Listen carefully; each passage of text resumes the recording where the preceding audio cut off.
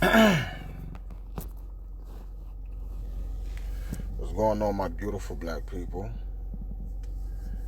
It's God Molecular, here to spread the religion of Mofadai, which is the religion of no religion, here to dismantle and disassemble all religion by the year 2034. I thank you guys for tuning in. I come as Amen, reincarnated this new age, that of the 226th dynasty, was stemmed from King Solomon, who held a descendant by the name of Haile Selassie I, who occupied that of the 225th dynasty. 3 salutes.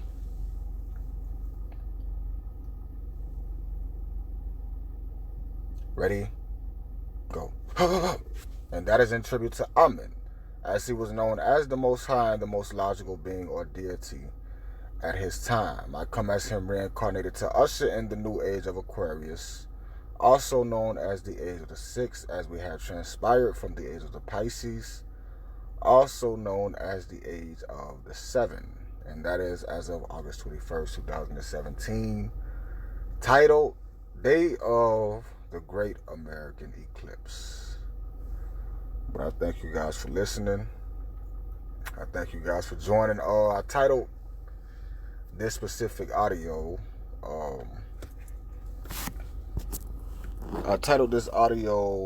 question and answer session, and why the brain only interpret what it wants to interpret.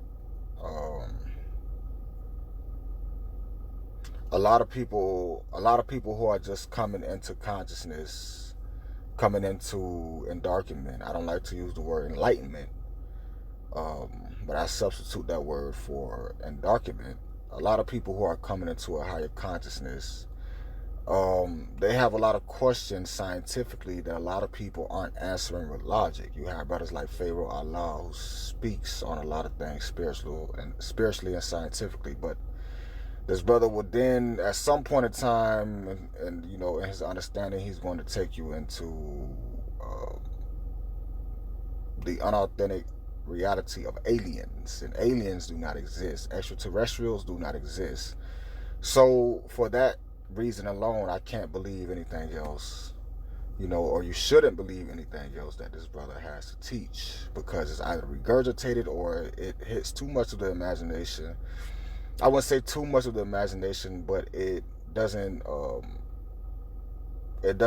key in on what one can bear witness to.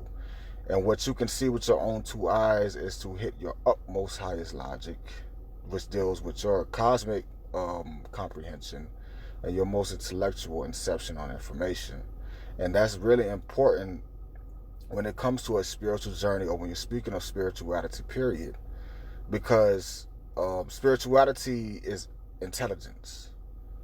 A lot of people look at me crazy when I speak on spiritual things and I get into science and things of that nature. A lot of people get confused. They're like, "Oh, I thought you were spiritual," Well, spirituality is everything. Everything around you. Time, the cosmos, the universe, biology, geometrics, planetary positioning, melanin, all of these things. Your reality is your spirituality. You break down the word spiritual is SPI, ritual, and spy ritual, which stems back to the Greek understanding, because these individuals were so keyed in on, and they were so intelligent with deceit, which we did not know. A lot of people ask me if when black people were rulers of this universe and the rulers of the world, what made them fall? And my answer is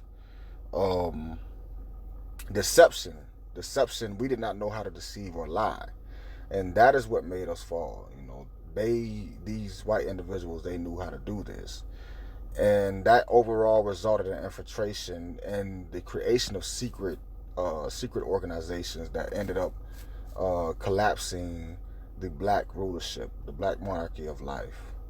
But we want to get into a higher understanding. In this audio, I have a picture here of a sister, and in that picture you can see the outlook of the brain. And in the very center of the brain, you see, of course, the pineal gland, which is the most mysterious organ in the entire body, the pineal gland.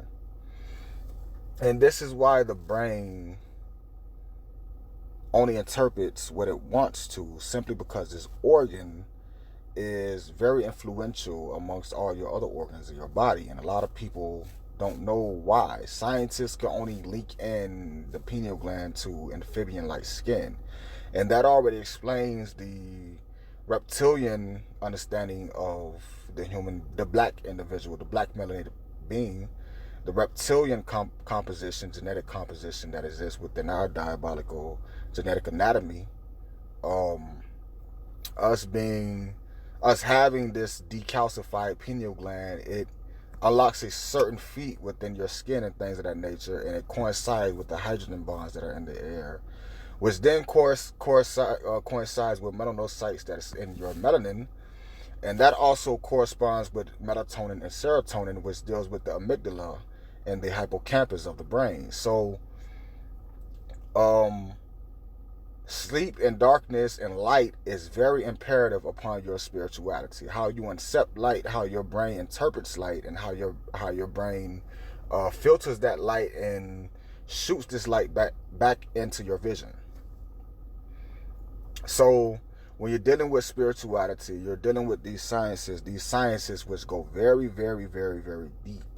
These sciences go really, really deep. And if you don't have an adamant comprehension of science, if you don't have an adamant comprehension of biology and how light impacts your reality through photons, which is the very tip of a sun ray, how light impacts your reality, you're not going to have a full understanding of cosmic and divine truth. And that's very imperative in this new age. We just entered the new year according to the Gregorian calendar.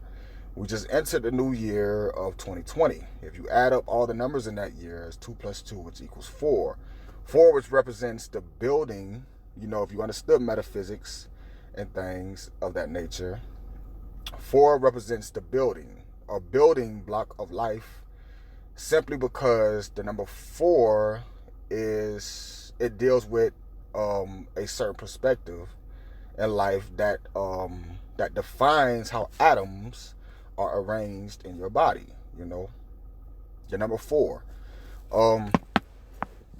But spirituality deals with everything, right? Spirituality deals with its entirety. A lot of people ask me, how do I unlock my pineal gland? How do I enhance my spiritual understanding, my metaphysical positioning of intellect? How do I digest the divine cosmic intellect, the mentality? How do I unlock these things? And I give people step by step. It's not something that I'm going to sit here and hold your hand for you to get through and lead you on the way, but I'm going to work on your prefrontal cortex, which deals with your creativity, which overall results in how you imagine things. And that is going to catapult your reality into a higher dimensional understanding. And I don't deal with dimensions. Things like dimensions, talk about this dimension, that dimension, this dimension. A dimension is something simple. If you can imagine a table, imagine a circle, a round table, right? Imagine that you're looking at a round table. Now imagine a cup sits in the middle of that round table, right? Now imagine you circling that table while looking at that cup, right? And you can grasp that understanding. Let's say that this cup had a certain word on the front of it, and every time you circled around that table while staring at that cup, you can see what this word means or what this word says. If you can simply do something of that nature, just by that imagination, you can reach certain dimensions by flexing your understanding of the brain, by flexing how you're able to digest logic and perspective and perception in life. And the overall reality of that perception, or the overall understanding of that perception, is this reality. This physical reality is your most powerful, right? And this physical reality also deals with time. Time, which scientifically can move forward so fast that it starts to reverse. And this is because it has nowhere else to go, right? And we know that time is moving forward simply because whatever you do now, you snapped your finger, can you rewind that? No. If you was to clap your hands, can you rewind that? No. This is how we know that time is moving forward. You're going forward, and every moment of your life is actually is actually a skit of reality that your mind, along with light, along with your senses, is conjuring up, putting into a pot, and creating your physical reality. So a lot of people like to define this reality as a holographic reality when it is not. It's a very real reality that deals with the highest comprehension of the divine cosmos. This reality is of the highest reality. Just like I say, human beings and Earth is the number one spot on this planet.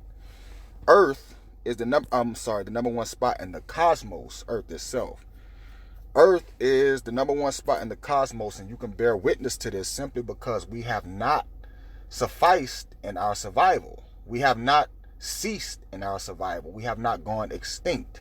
There's no asteroid. Nothing has happened cataclysmically or catastrophically to Earth, which allows us to bear witness to Earth being the number one spot in the entire cosmos, and the number one spot in any of all of the cosmoses and universes to ever exist. Right? We can bear witness to this simply because mankind is still here. And this is cosmic law, making it cosmic truth. Divine utmost principles of the universe deals with this reality. And how you accept light.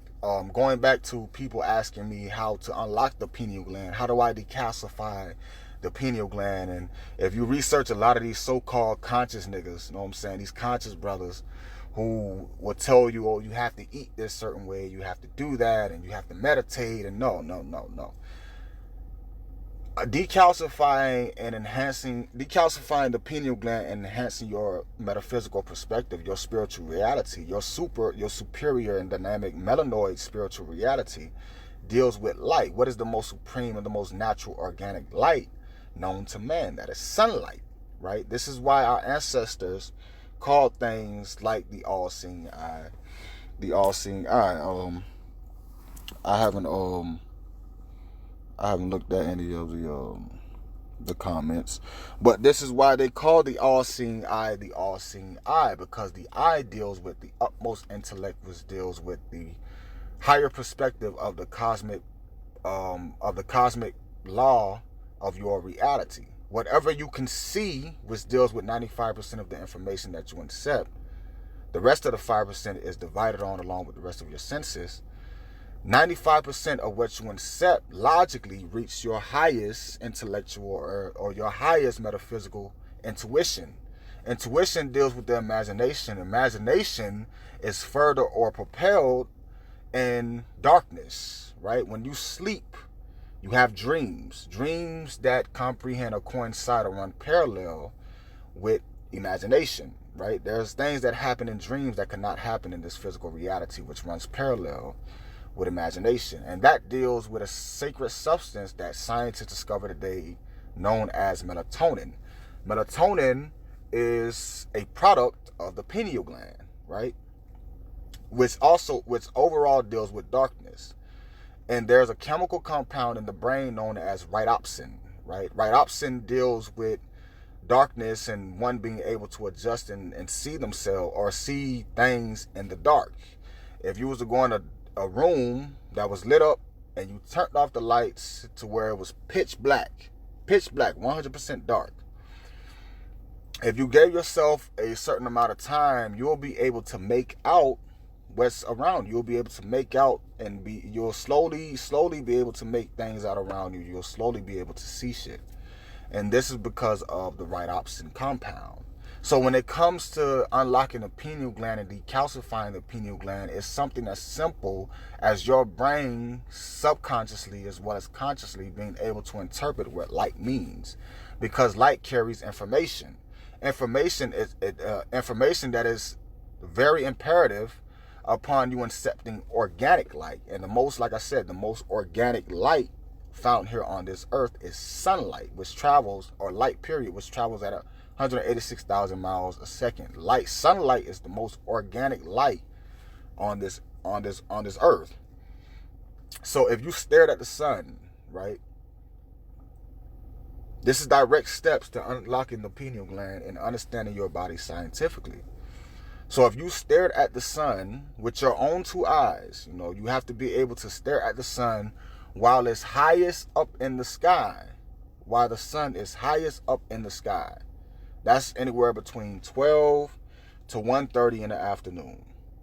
Because the sun is in the Earth's atmosphere, and through the Earth's stratosphere it's releasing chemicals that deals with the sun's corona, which is one of the most mysterious things on the planet. When you look at these religions and things of that nature, you see Jesus and or Muhammad or Buddha, in these different religions, you will see them as a picture of their head with a circle around their head, which not only stands for the sun, but it stands for the sun's corona. The sun's corona is a very thin layer. It's kind of like the sun's stratosphere, atmosphere. Once methane and hydrogen comes together and makes a certain and creates the actual atmosphere. But sunlight, the sun's corona has a thin layer on its outer layer on the outskirts of the sun, and these thin layers releases chemicals that defines the sun's ability to create nuclear fusion. And nuclear fusion deals with the atomic rearrangement and the atomic composition of the cosmic reality.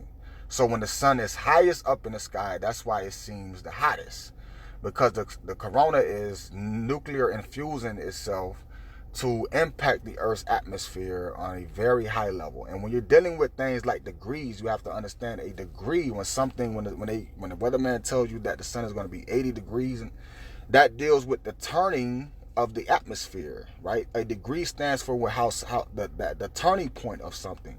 You look at something that's 360 degrees. You look at something that's 75 degrees. It deals with a certain turning point, right? A turning point which also deals with the elbow.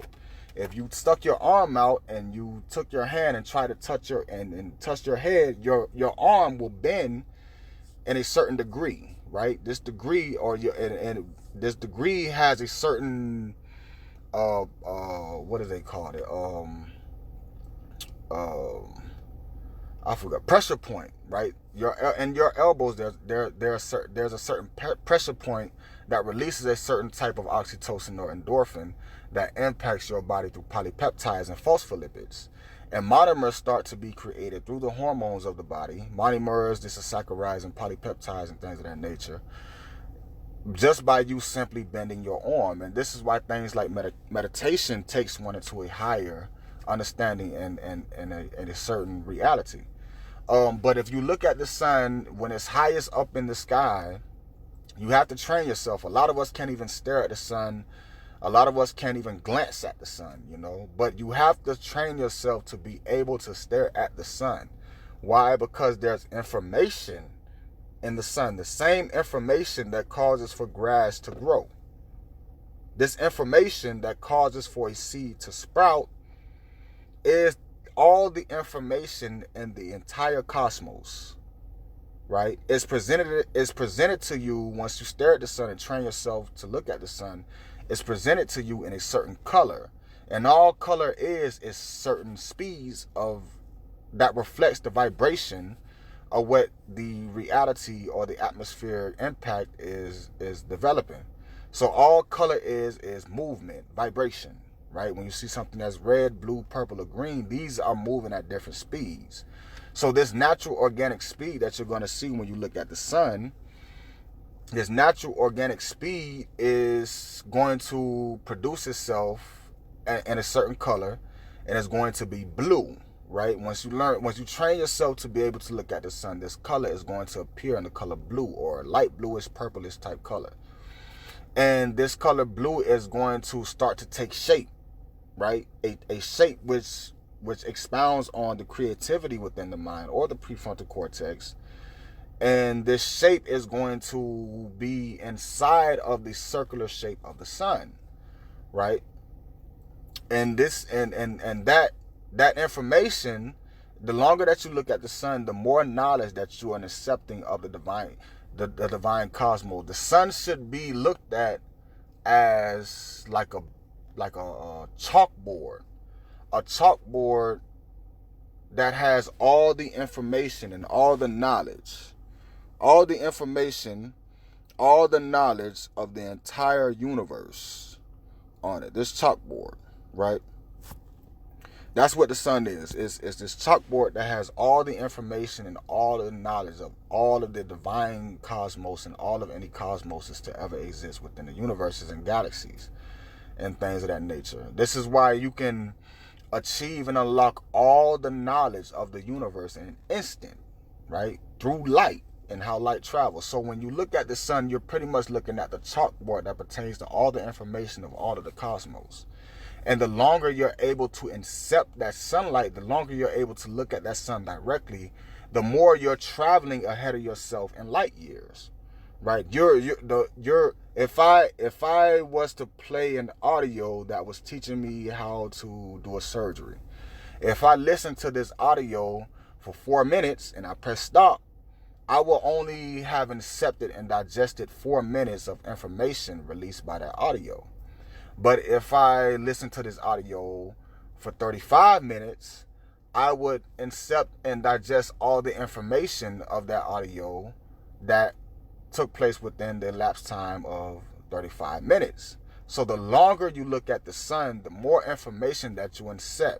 And this information or the sunlight is so organic that it penetrates the iris and it goes beyond the retina of the eye, which sits at the very back of your eye, right? When sunlight penetrates and hits the retina of the eye, it releases this chemical known as rhodopsin, the chemical that I was speaking on earlier. So that's why when you look at the sun for a certain periods of time, and you cannot go blind. A lot of people believe that black people can go blind. Black people cannot go blind from staring at the sun. It's impossible, 100% impossible. If you don't believe me, try it. Yeah, when you look at the sun and look away, you might not be able to see, but because of rhodopsin, if you give yourself a certain amount of seconds, your vision will straighten back up and you'll be able to see just fine. But black people, because we have melanin, which also deals with alpha carbon, you have different types of carbon. A lot of people talk about carbon, but they don't give you the diversity of carbon. Carbon comes in different forms. You have alpha carbon, beta carbon, carbon dioxide, carbon monoxide.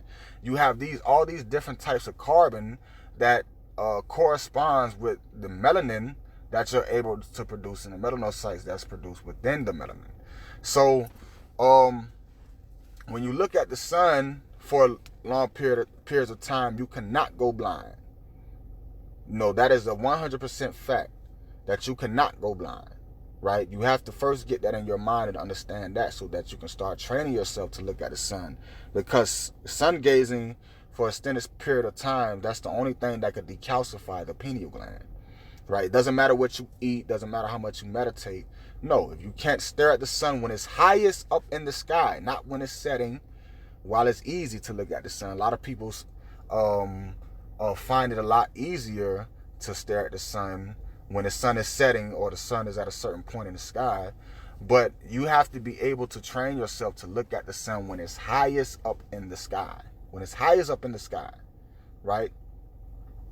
So when it hits the back of the retina, it releases this chemical rhodopsin, and which is responsible for you being able to see the sun. Even let's say you looked at the sun and you close your eyes, you'll still be able to see that light. So if you looked at the sun and you close your eyes and you looked away, you'll still be able to see that light. You'll be able to see that information, right?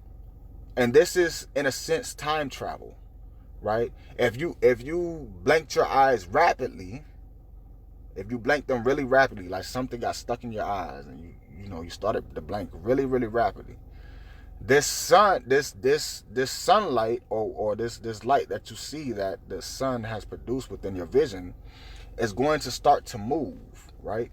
And however this sun move, if you can still see that, you're to follow the path of how that light is moving. This is working the peripheral vision, which unlocks a certain chemical that deals with the melatonin. So when you go to sleep later that night, this sunlight is is going to start to work. See, if you looked at the pineal gland as a closet, if you looked at the pineal gland as a basement, right? Let's say it was a basement inside of a home, which is the darkest place of the home. The only thing that could penetrate that basement, or the only thing that can brighten that basement, is organic light. That's the only thing that could get to that basement, is organic light. And this is why sunlight is imperative, because sunlight is the only light that could travel the depths of the brain and penetrate the housing of where the pineal gland is housed. This is where the pineal gland develops in the brain. Now, the pineal gland, on the inner membrane of the pineal gland, there's a substance, or certain scientists like to call it a protein, but I don't believe in proteins, because Dr. Sebi, he stated that proteins do not exist. But there's a protein known as ovalbumin, and you can look all these things up. Ovalbumin is responsible for the creation of the embryos of the brain. So there's embryonic information in the pineal gland. There's embryonic information of the pineal gland that is housed in the pineal gland and is not erupted, because you have to erupt the pineal gland by looking at the sun and experiencing massive levels of stress, right? This is why when you study ancient times, our ancient ancestors, they took themselves through painful ceremonies, right? These painful ceremonies initiated a certain level of stress that deal with the endocannabinoid system, which is responsible for a certain feeling. And this stress lets off electricity. It lets off electricity. The only way electricity could be produced if the multiplying of electrons is taking place, right? Electricity is produced by the multiplication of electrons. So if you understood this simple science, you'll be able to stress yourself out enough. If you control the stress, you control the way that you stressed, right? If you can control the way that you stress, this is simple meditation, and this stress is going to release electricity along with you sun gazing. You're going to be able to unlock information that pertains to your destiny. Like, a lot of people ask me, what happens when you do this? What happened when you unlock the pineal gland? What happens specifically? And I can never answer that question, because that's a spiritual question that deals with your uniqueness, your origination, right? You would have to tell me what happened to you after you accepted this truth, right? So your brain or your mind or your eyes is then able to catapult this sun or this light, this organic light, back into your vision, right? Which involves you looking away from the sun and still being able to see that light. That is the light. It's kind of like a mirror. If the pineal gland was a mirror, that organic sunlight is going to bounce off of the mirror and go right back and shoot back out into the vision, right? And allowing you to be able to see the color of this light. You're looking at movement. You're looking at information, the movement of information that causes for seeds to sprout, right? So when you practice this doctrine, once you practice this ultimate form of meditation, and you realize a certain truth. I know for me, once I realized this truth, all I had to do was see the eye on the sun, which is that blue light looking like a circle inside of the sun. It's just the blue light looking, that makes the shape of an eye. If you looked in the mirror, when you look in the mirror, by default, what is the first thing that you're going to see? You're going to see your eyes, by default. And I said there was never a mirror. The only way to see yourself is through reflection, and reflection could be emulated by water. So let's say you looked at water, and you've seen the reflection of water. And the first thing that you're going to see by default is two circles. This circle is going to coincide with the circle that you're going to see by looking at the sun. Now, by degrees, the sun makes 360 degrees, right? 360 degrees is a complete circle, a perfect circle, right? But what's interesting about the 360 degrees, if you times that by 2, that'll equal 720. And what's interesting about that is that you skip the 600s 100%. You skip the 600s. 360 plus 360 is 720. You skip the 600s. Why is the 600s important? Because the number 6 or the 600s deals with the Easter linkage.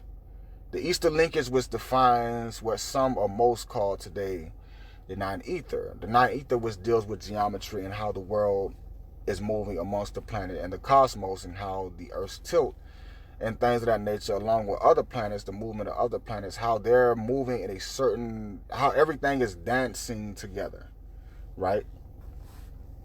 So it's important to understand that sacred metaphysical positioning, because that sacred metaphysical positioning pertains to how the blood is stirred.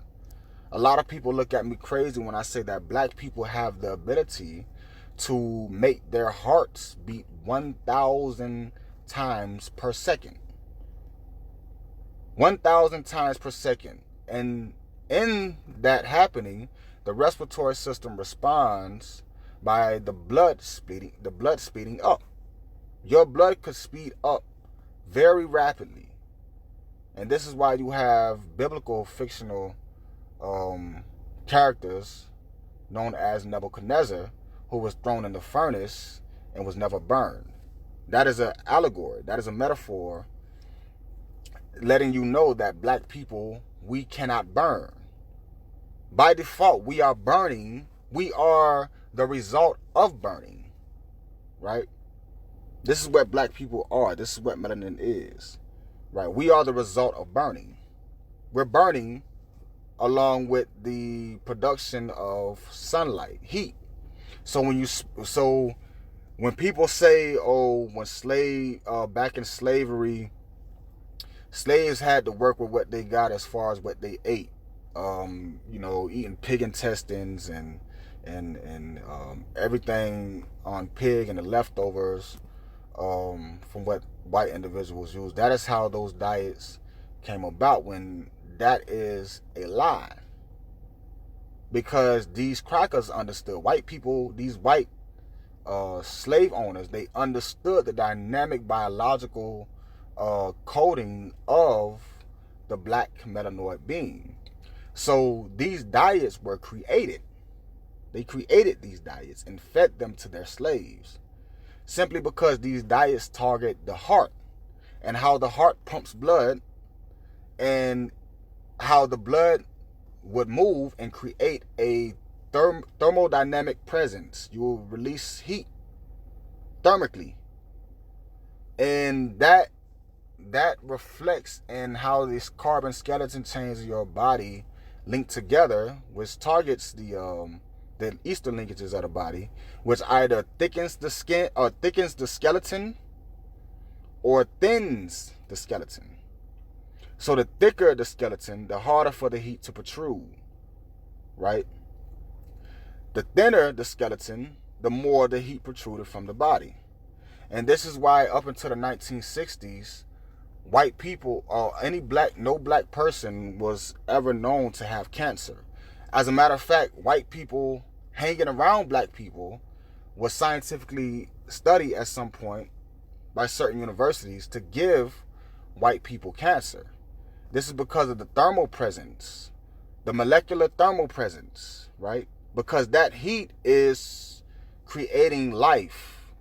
There are molecules and atoms, things that are around you that you cannot see. Life that's floating right before your eyes, that's mating right before your eyes. Things that you cannot see. Germination is happening, and these germinations or these things survive off of heat. A lot of them survive off of heat.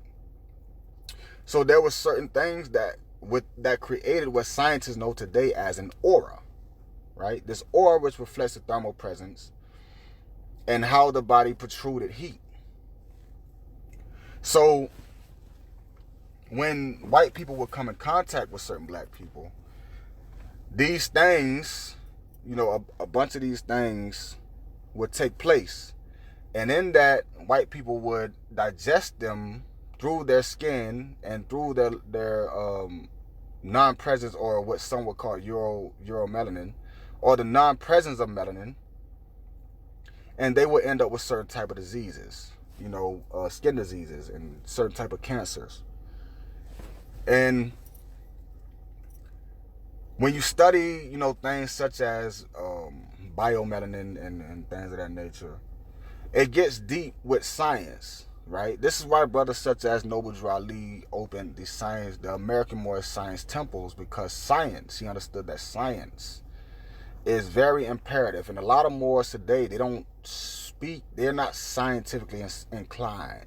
They disregard metaphysics and biological application of spirituality, and they look more into things that deals with paperwork and laws and different types of principles that deals with governments and things of that nature. There's very few that deal with actual science, right? Because science is important upon how the black melanoid person accepts natural, organic, intellectual comprehension, right? Intelligence. Things that could be seen with the two eyes is very imperative amongst you reaching divine consciousness. Because what you can see with the two eyes and what you can bear witness to and what could be proven to you could catapult your mentality into an extraterrestrial dimension, right? An extraterrestrial dimension, something that's foreign to this planet, right? This could happen within the mentality, because aliens do not exist, and extraterrestrial never and will not ever exist. There is only black great minds that have ever existed, and this could be proven, right? So when we're speaking on how the brain incepts what it wants to incept, you have to deal with all aspects of life, including things that you cannot see. Because things that you cannot see, along with things that you can see, they tend to run hand in hand logically. But what overpowers things that you cannot see is things that you can see, because things that you can see deals with your immediate reality. And what I mean by immediate reality is, if the wind blew, you can immediately feel the reaction of that wind blowing with your senses on the skin. As opposed to, if a planet moves, you won't be able to immediately feel that movement of that planet, even though it does impact you, right? This is why I laugh at people with natal charts and those who call themselves astronomers and things of that nature, because they're not involving planets such as planet Eris, which is considered to be the 10th planet, which I call planet Z, which can only be inhibited telepathically. They're not considering this planet, to be in their natal charts or amongst their astrological understanding. They're only considering the 9 planets, right? And planets have the movement of planets, and the activity of what's going on different planets has been known to define ages. And you can research this, And this is why scientists such as Galileo Galilei, this is why they were so impactful amongst the white European colonists and philosophers, because they understood that the movement of planets defined the demeanor of mankind, which allowed for a lot of white capitalists to make the proper investments, because they knew that mankind would be persuaded in some way, shape, form, or fashion, and they would be able to invest in that persuasion. A lot of people laugh at me when I say money and things of that nature is spiritual. If you have a spiritual system that don't teach you how to invest your money properly and to gain value, because we are people of value. The black woman cannot be fully taught or intellectually comprehended, and she will not fully comprehend if she's not secured financially. If she's not 100% valuable to her reality, then she won't be able to accept a certain education, no matter how intelligent it is. Right? Finances unlock the black woman. And this is a part of the genetics. This is a part of the DNA. I was talking about blacksmiths before, and how blacksmiths stemmed from volcanoes. At one point in time, the only way you could melt gold was with volcanoes, right? There was no fire that was hot enough to melt gold. So if you studied volcanoes and you knew about volcanoes produce a high amount of sulfur. Sulfur could also be found inside of sperm. Sulfur, phosphates, and different types of enzymes and isozymes could be found inside of sperm. So this is why sperm plays such a major role, along with the creation of value, because at one point in time you couldn't melt gold without using the heat from a volcano. And you had to be black in order for you to get close enough to the heat, or to be able to withstand the heat of a volcano. Thus, the name blacksmith was created, because of the extreme intense levels of heat that would have to be tolerated in order to melt gold. So when you study things like the financial markets, and you study the Rothschilds and things of that nature, you know that value has a spiritual sense, because it has impacted the physical reality that has translated into the very nucleotides, the cytoplasm, the inner membrane of your cells, by letting off different types of electronic charges that persuade your reality. Different types of things that persuade your reality that pertains to how you're either comforted or discomforted. And this is why I say good and bad does not exist.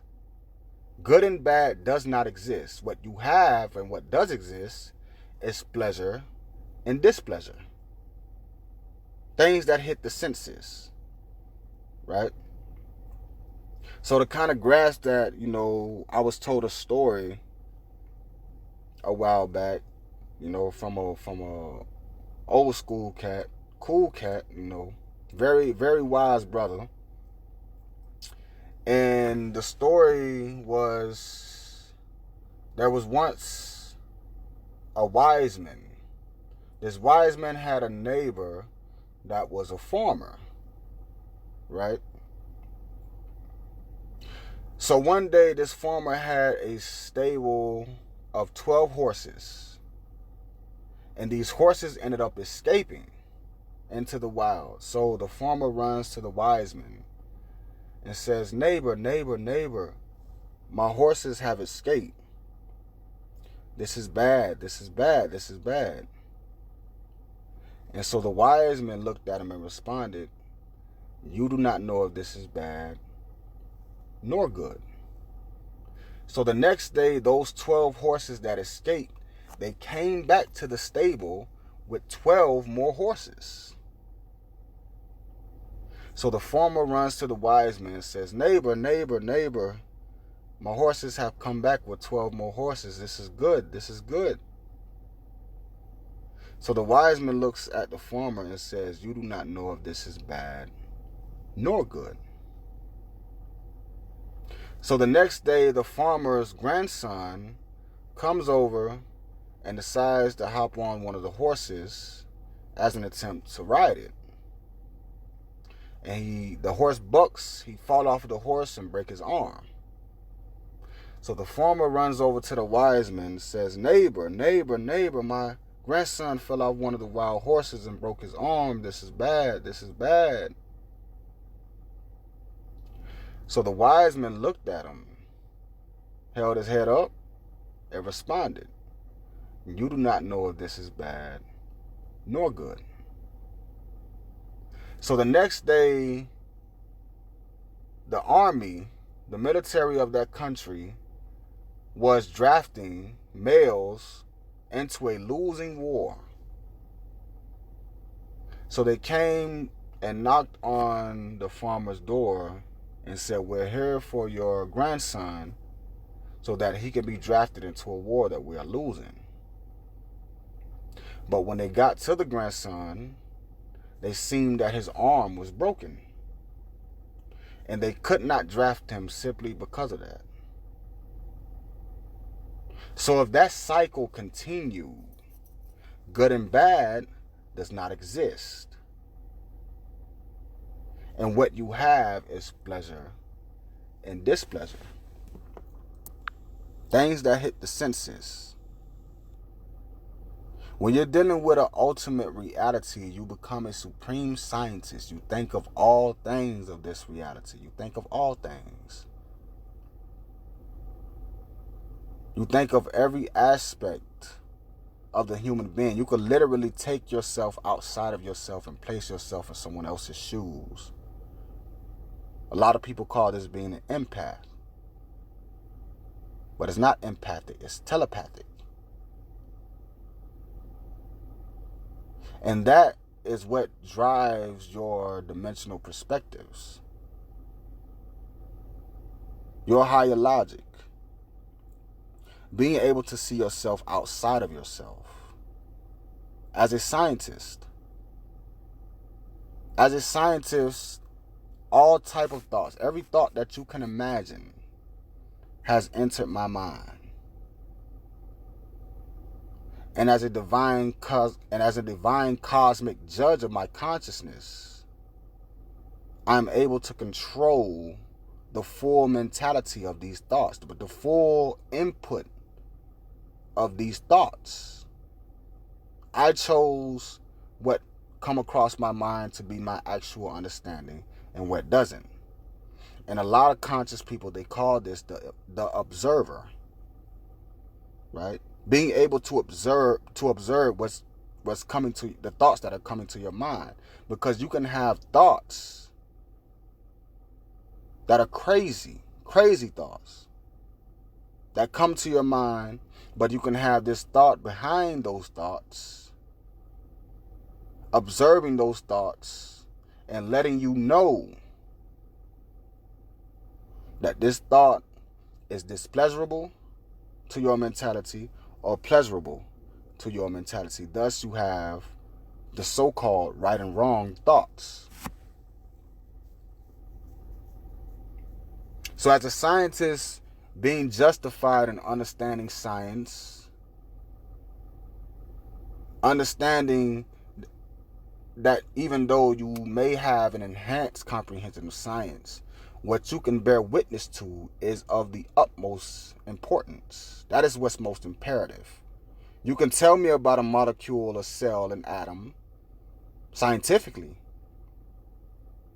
but my eyes cannot see them. And what I can see deals with my immediate reality. And that is what's going to catapult you beyond intelligence. And that deals with spirituality and intuition. It's a gradual process as you develop yourself intellectually. A lot of people who come into a spiritual awakeness, you witness so much despair. You go broke. You lose your job. You lose your children. You lose your home. A lot of us who go on this conscious spiritual journey, we lose everything. I have. I was living out of my car at one point in time. Upon my awakening, I did not want to be associated with anything. I did not want to work for the white man. I did not want to do anything or associate myself with my old friends. I didn't want to do any of that shit. All I wanted to do was enhance my consciousness and inform my people of my revelation.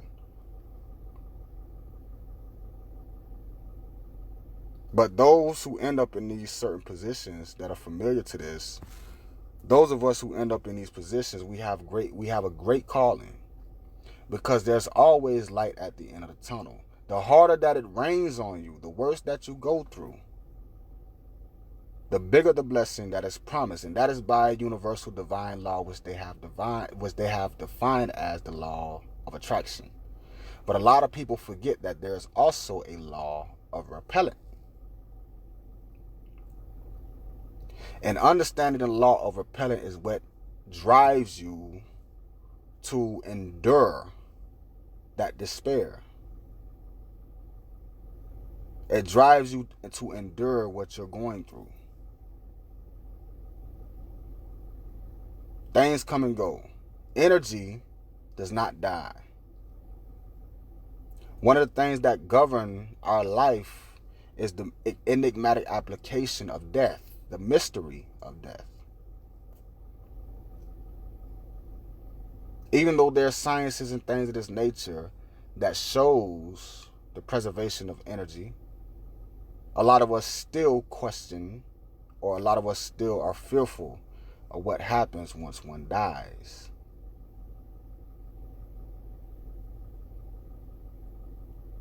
And that impacts, or that materialistically, that partially impacts your reality subconsciously. You have a conscious that has a subconscious, and that subconscious has a subconscious, and that subconscious has a subconscious. And it gets deeper and deeper, and these are the dimensional applications. And if you're able to think on all of these subconscious, implement apart yourself and speed up time. Once you're able to understand light,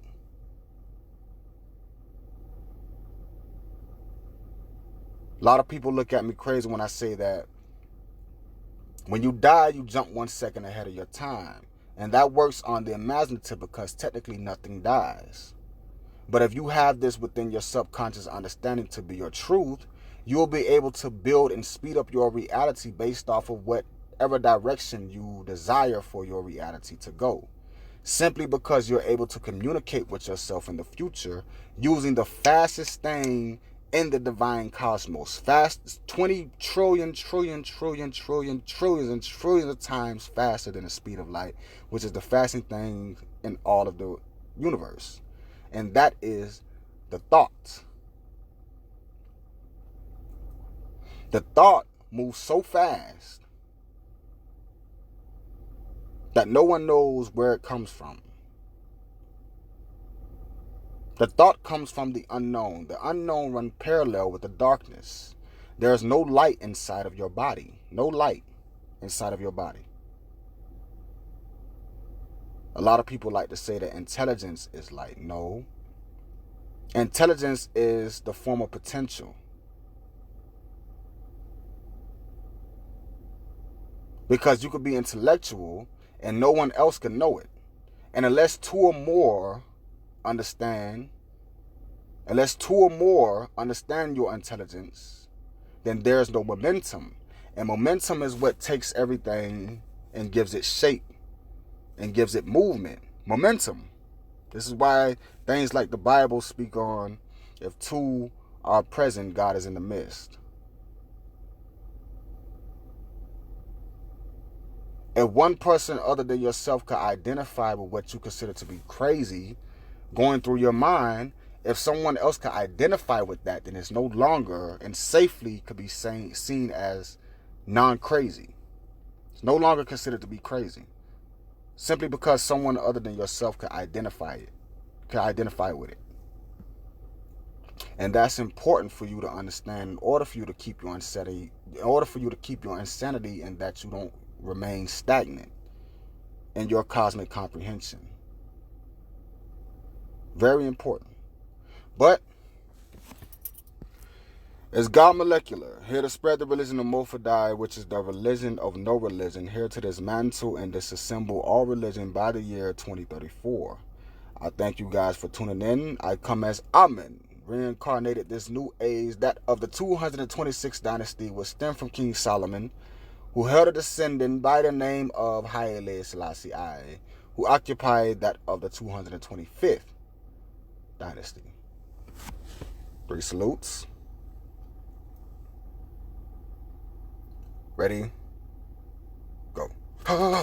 And that is in tribute to Amen, as he was known as the Most High, the most logical being or deity at his time. I come as him reincarnated to usher in the new age of Aquarius, also known as the age of the Six, as we have transpired from the age of the Pisces, also known as the age of the Seven, and that is as of August 21st, 2017, titled Day of the Great American Eclipse.